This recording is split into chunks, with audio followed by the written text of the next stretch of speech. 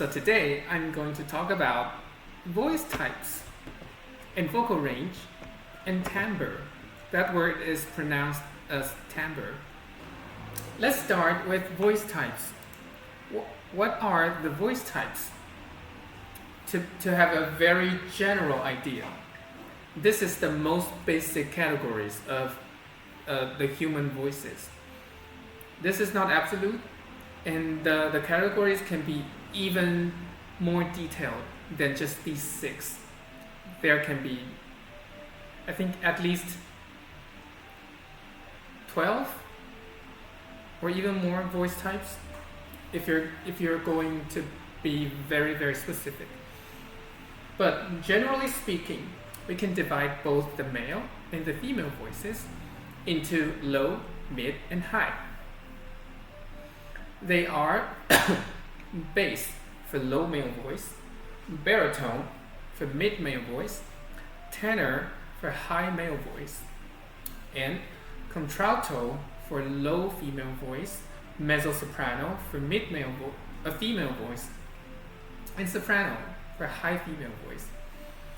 It is a very a mainstream thing to think about, to associate high notes and good, and which is just not true. Any voice we produce, we want to produce them intentionally. We want to produce them to tell a story or convey a message. We don't want to only focus on the extreme high notes and then just flop at any other notes. That is not a good singer. A good singer, or even just a speaker, you want to navigate the entire range of your voice as beautifully as you want, or as artistically as you want. So we do not want to only focus on the high. But on the other hand, there are also some people who fixate on very, very low notes, like the bassy notes. Again, low notes are also beautiful, but they are also not the only focus of a person's voice. We want to train our entire range as best as we can. Next, how can we differentiate these voice types? They can be roughly categorized into these vocal ranges. So in this chart, you can see middle C, which sounds like this. Ah.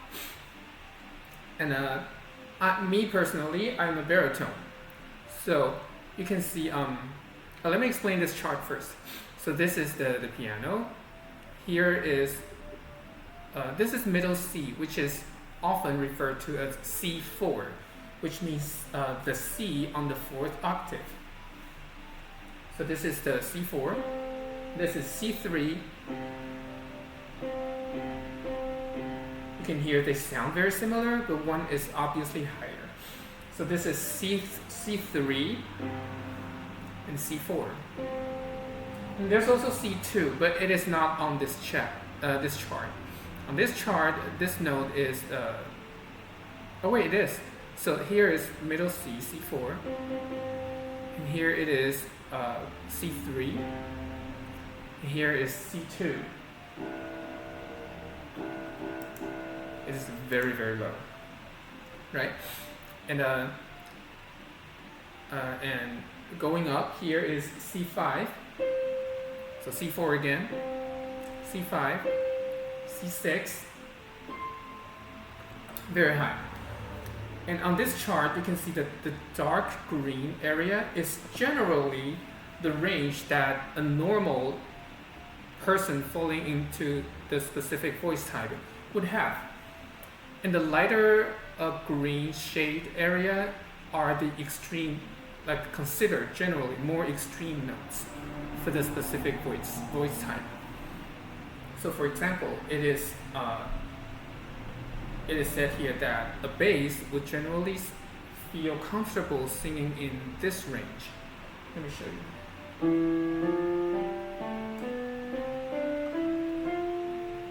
Oh wait. Yes. Oh wait, no. No, I started too high. Start again. A bass would be comfortable here. Oh, it's very low for me.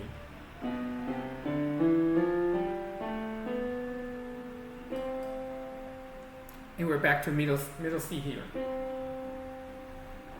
And the extreme notes are like this. And these two white keys. And these two white keys are so if you're a bass, you would feel these notes very, very low into your voice, and these notes very, very high into your voice.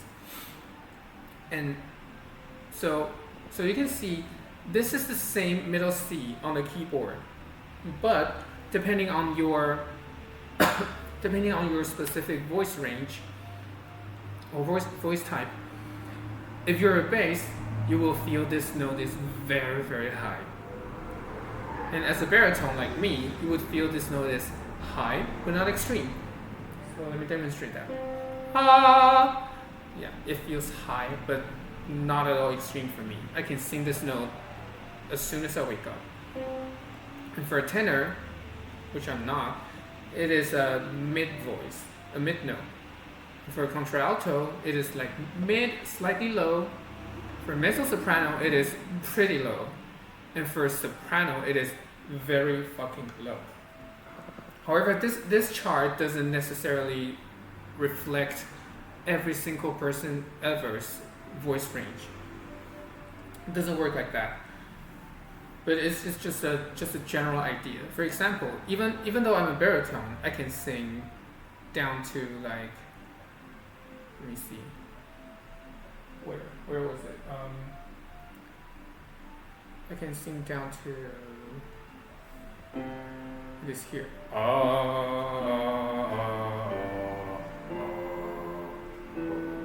Okay, so this chart is pretty spot on for my voice on the lower end, but on the higher end, I can go much higher than this.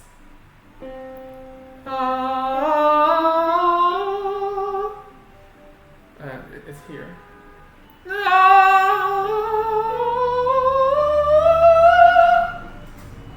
And my voice is tired today. My trachea is inflamed again. But it's just showing that you're not confined to these ranges just because you're a tenor or just because you're a mezzo soprano.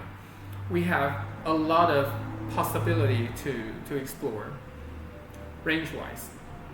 And also, I have to stress it again. We do not want to only focus on the high notes or only focus on the low notes, which is not a very good way to utilize our voices fully. We want to utilize our voice across its entire beautiful range. We want to make our sound beautiful all across the range. And if you are a bass or a contralto, which are the low voices for male and female, respectively, you're going to feel naturally that your voice shines the most on your lower ends. So for example, as a bass, your voice might shine the most down here, and for a contralto, your voice might shine the most around here. Might, not always, but that's just because of how thick our vocal folds are, I think, for basses. And for baritone and mezzo soprano, which are the mid voice types, our voice shine the most in our middle range. So here and here. And for tenors and sopranos, their voices usually shine the most in their upper ends. Here and here. Why? I'm not sure, but that's just how our human bodies work. However, through practice and through education, you will be able to shine in all across your range. For example, if you're a bass, with practice, you're able to shine through all this range. But what do I mean by shine? So as a baritone, my voice generally shines the most in my middle range around here. So for example, this note is considered very resonant. What does a not resonant voice sound like? Or like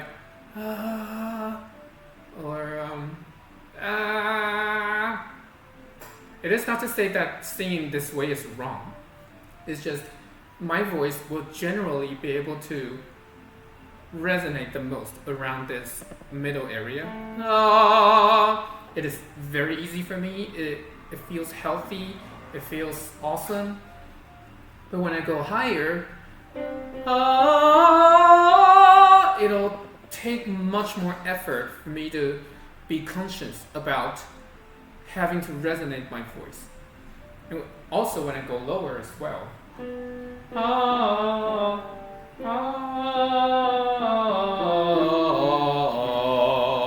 I have to again very consciously open up certain areas in my head, in my mouth, in my nose, to be able to resonate the higher and the lower parts of my voice. But if you are a bass, you generally be able to resonate your voice very fully in your low ends. And if you're a tenor or a soprano, you'll be very easily resonating your voice on the higher end. That's just a general concept. It doesn't apply to every single person ever, but generally this is how it goes. One thing that's tricky about identifying someone's vocal range is that if the voice hasn't been like trained and developed, it can sometimes be misleading because you might not be using your voice optimally, and it can make a big difference. For example, if you are a tenor, which is a high male voice, if you don't properly develop your high notes, you might sound like a baritone. It is possible. But we can do this exercise together. So currently, I think you might be a baritone or a tenor or somewhere in between. But how do we know this? You can see here, middle C is this note. It sounds like this. So for me, I'm a baritone. It sounds high for me, but not extreme. The extreme notes are here. It is not too high for me, slightly high. But if you are a tenor, this note will feel like zero effort. Like I don't even need to open up my voice, my mouth much, or I don't even have to push anything to produce this note. But for me, I have to open up my mouth consciously because it's a high note for me. And you might be somewhere in between. You might feel slightly high, very, very slightly. Yeah, so let's do this. Let's cover this range and see how you feel. And then let's cover this range and see how you feel. Right, let's begin. We'll start from here on this chart. It is C, D, E, F, F2. Let's go. This is my extreme note, predicted by this chart. And now my voice feels full. I can resonate once again, indicated by the dark green shade.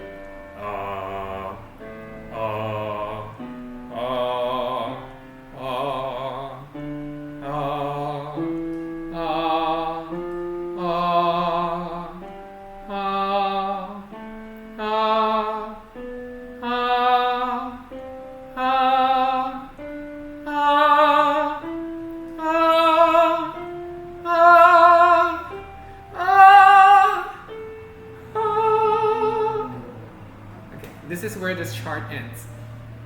Oh, I went one white key above this. So this chart reflects very well how Dipsy-Qoo's voice type is, which is baritone. And now let's try tenor. So for a tenor, this note is usually considered extremely low. So let's hear it. Let's hear how it sounds. It feels mid to low for me, not at all extreme. But if you're a tenor, you might have to strain your voice to produce this note. Okay, so let's start here.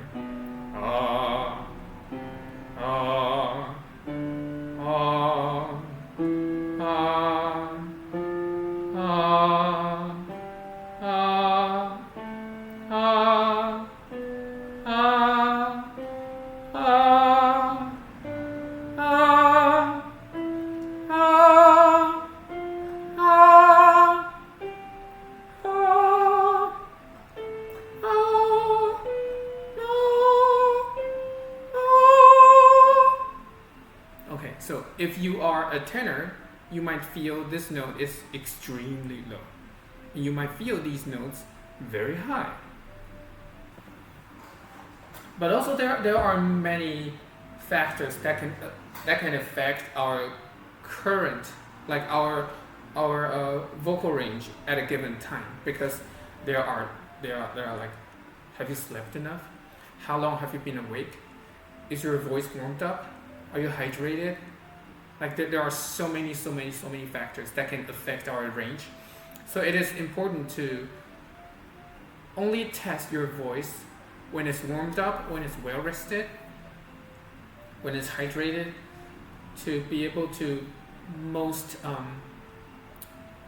to have the most informative experiment result. For example, my voice is weak now because of inflamed trachea, but my vocal folds are fine. So there are some aspects of my voice that can be compromised because of an inflamed trachea. But my voice doesn't sound any different because the vocal folds are not affected by this inflammation. Yeah, it is important to know, does my voice feel like natural and optimal right now? If no, then the test can be less informative. If you feel like your voice is alive, it's moving, it's energized, then it is probably a good time to actually test your real voice condition. Okay, so these are the very rough categorization of human voices. These 6 ranges are not going to apply for all human ever. Okay, just for reference. For example, there's a voice type called countertenor, which is not on this list. It is generally this voice type, but sung by a male, by a biological male. And even though they would have generally the same range, but they would sound very different. Just because it's a biological male body having that range, it would sound very, very high. But as a contralto or mezzo-soprano having the same range, you might sound totally different. Okay, so let's move on to the final topic of today. Timbre. What does timbre mean? It means your voice tone or your voice color. So why do I bring up this topic? Because a timbre of a person can sometimes be misleading as to what voice type someone has, especially for untrained ears. The way we differentiate voice types are generally by where the mid-range is, or where the comfortable mid-range is. For example, for a bass, his mid-range would be here. He would feel the most comfortable here. For a baritone, he would feel the most comfortable here, and so on. However, when the same person make when different people make the same notes, produce the same note, like this C, you can see on this chart, it would sound a little bit high for me in my voice because I'm baritone. But for a tenor, it would just sound meh, just an everyday note. For a bass, it would sound pretty high. So this is how we actually differentiate vocal range. However, what happens if, for example, a contralto, which is a low female voice, having a very bright or quote-unquote girly type of sound, youthful, girly, energized sound, but her range is simply low, then sometimes, because of that bright, energetic sound, people might misunderstand that contralto as a soprano just because she sounds high. This is where timbre comes in. So if I am again using C4 as a example, it sounds a little bit high for me, but not extreme. But for a bass, singing this note might be as hard as when I sing this. This sounds very, very high for me, right? So you try in your own home, in your own comfort, singing this note. If you feel like it's high, it's low, it's middle, and that might be because you're a certain voice type.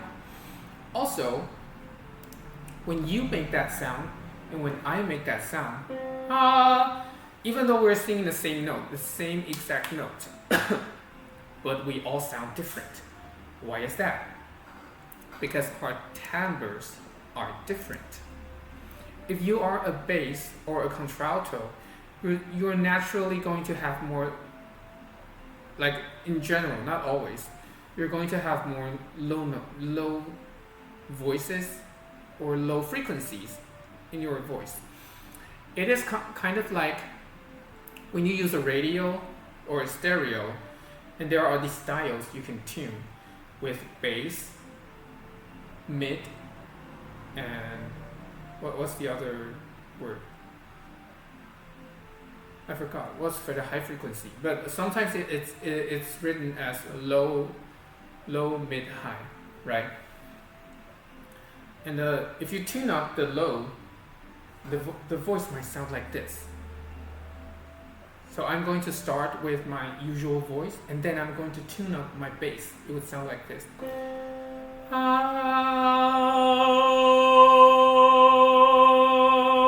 And then tune it back down.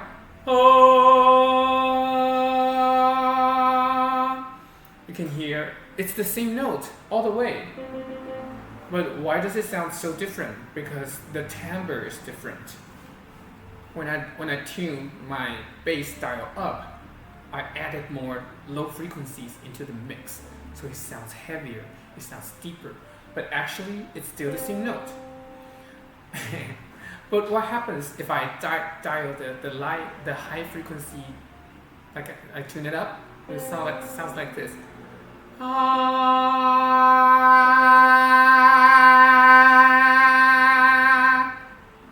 It sounds brighter. I personally describe that sound as flatter, and like thick and flat. That's how I feel when it's saying Okay, so this chart shows the same concept of what I did just now. When four different instruments sing the same note, their sound waves looks different. This is why the timbre or the color of voices are different. Use your imagination to put four different people here, like you, me, someone else in the chat, and imagine their sound waves all look different. That is how our timbre are different. Even though we sing the same do, re, mi, fa, sol, we might sound totally different. But we sing the same exact, the 5 notes, the exact same 5 notes. Okay, and about what I said with misleading sounds. Sometimes, even though someone is a contralto, which means her comfortable range is here, and for a biological female, it is considered a very low voice.